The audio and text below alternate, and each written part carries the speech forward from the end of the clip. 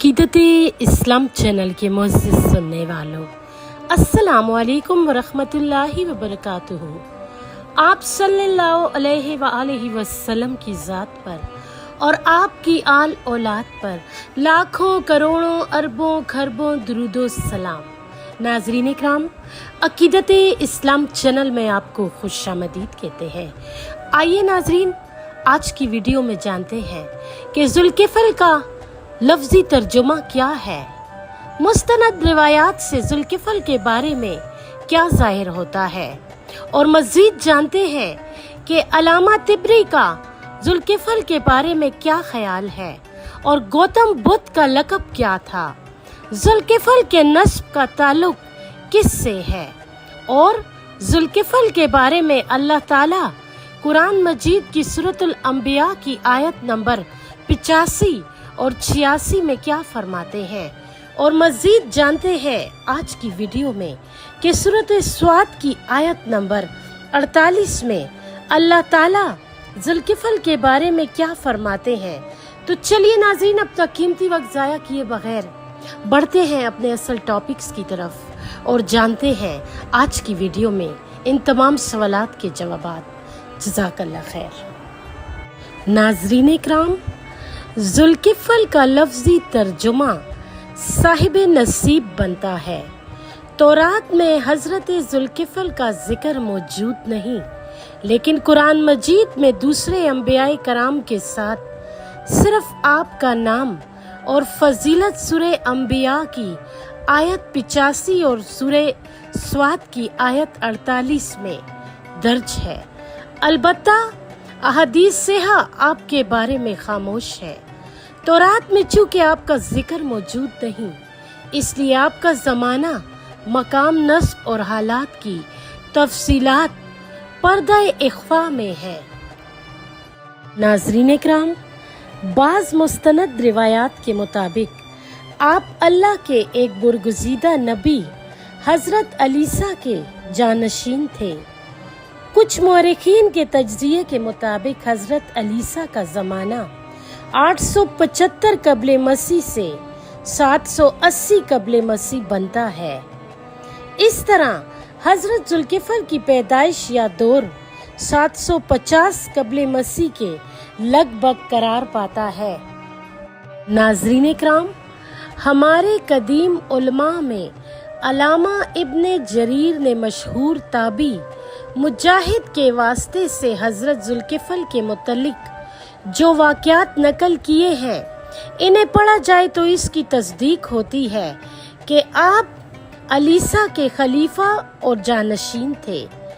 इब्ने अबी हातिम ने भी इसी के करीब करीब बाज़ आसार हज़रत अब्दुल्ला बिन अब्बास और हज़रत अबू मूसा अशोरी से नकल किए हैं, मगर ये पेशतर रिवायतें मुनक़िता हैं, यानी दरमियान के एक या चंद रावी मज़कूर होने से रह गए हैं। इसलिए ये रिवायतें भी गैर मुस्तनद और साक़तुल अतबार है। नाज़रीन इकराम, अल्लामा तिबरी का ख्याल है कि आप हज़रत अय्यूब अलैहिस्सलाम के साहबजादे थे। वो लिखते हैं कि इनका नाम बशर और लक़ब ज़ुल्किफ़ल था। आपने 75 साल की उम्र पाई और एक शख्स का ज़ामिन बनकर बरसों कैद व मुशक्क़त बर्दाश्त की। आपके बेटे का नाम अब्दान था। शाह अब्दुल कादिर मुहद्दिस देहलवी ने इसी रिवायत को बयान किया है।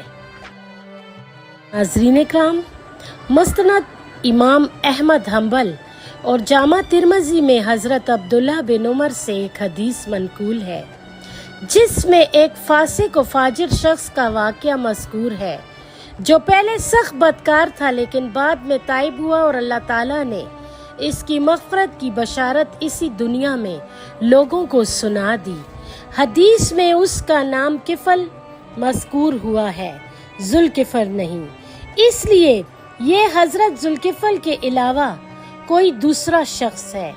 इस मुग़ालते की गुंजाइश खुसूसन इस वजह से भी नहीं है कि हदीस मुबारका में जिस शख्स को किफ़ल बताया गया है वो इब्तिदा में सख्त, बदकार اور فاسق و فاجر تھا، لیکن قرآن مجید نے حضرت ذوالکفل کو باتصریح نبی اور صالح فرمایا ہے، اور نبی سے عمر کے کسی بھی حصے میں بھی فسق و فجور ممکن نہیں۔ اس لیے حدیث کے کفل اور قرآن مجید کے ذوالکفل دو مختلف اور جداگانہ شخصیتیں ہیں۔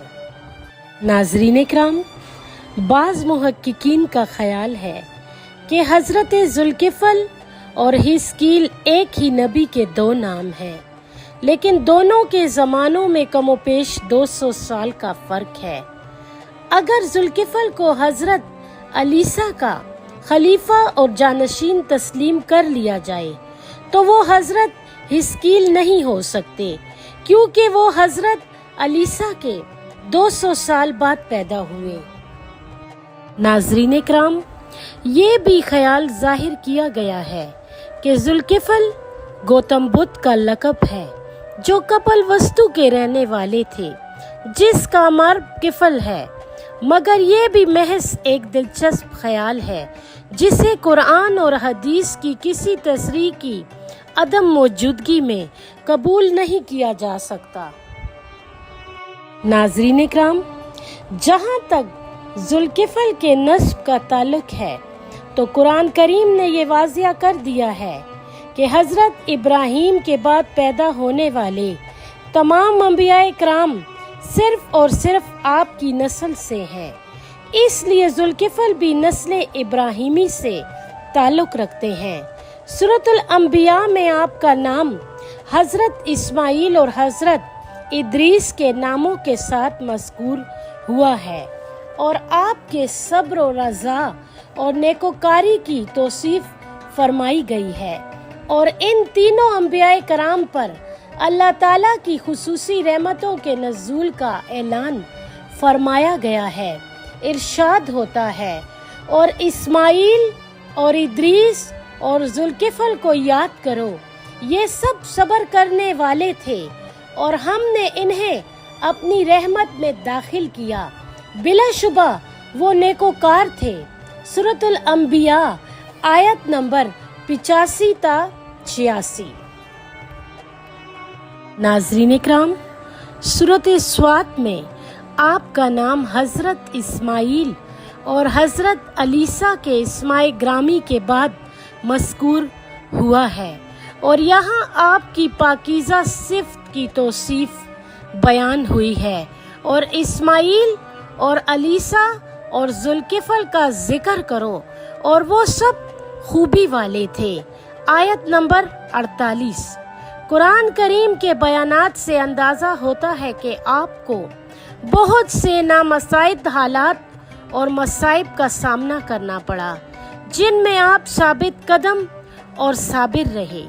ناظرین اکرام، اس ویڈیو کے اینڈ میں کامنٹ باکس میں ہمیں اپنی قیمتی رائے سے ضرور آگاہ کیجیے گا کہ آپ کو ہماری آج کی ویڈیو کیسی لگی۔ جزاک اللہ خیر۔